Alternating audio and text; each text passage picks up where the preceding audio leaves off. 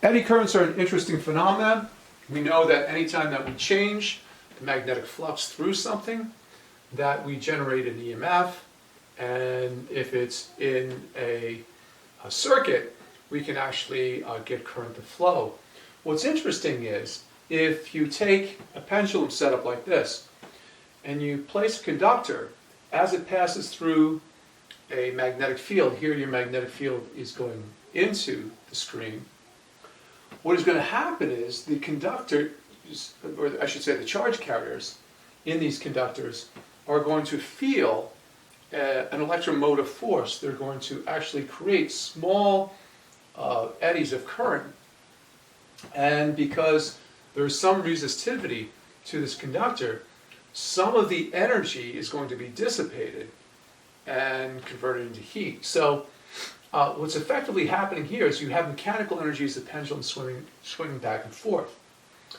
The induction of currents sets up these little eddy currents within these conductors.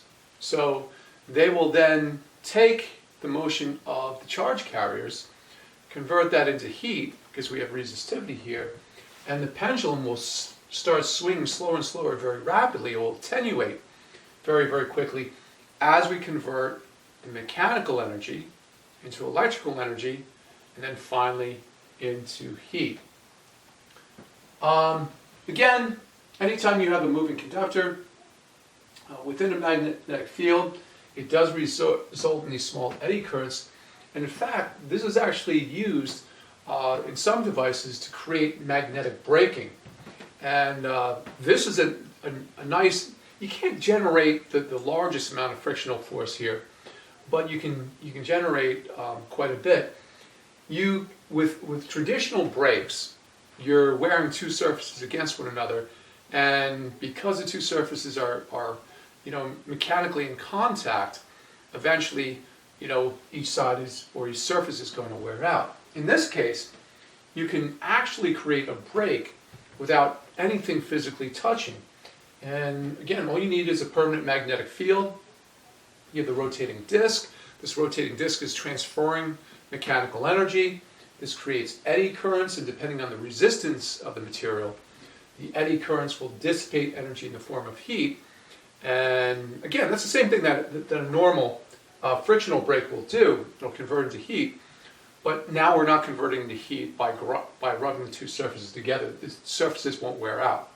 You still have to dissipate quite a bit of heat, though. Okay, so this is an interesting way of using the induction of currents to actually get rid of mechanical energy or do work against this spinning disc.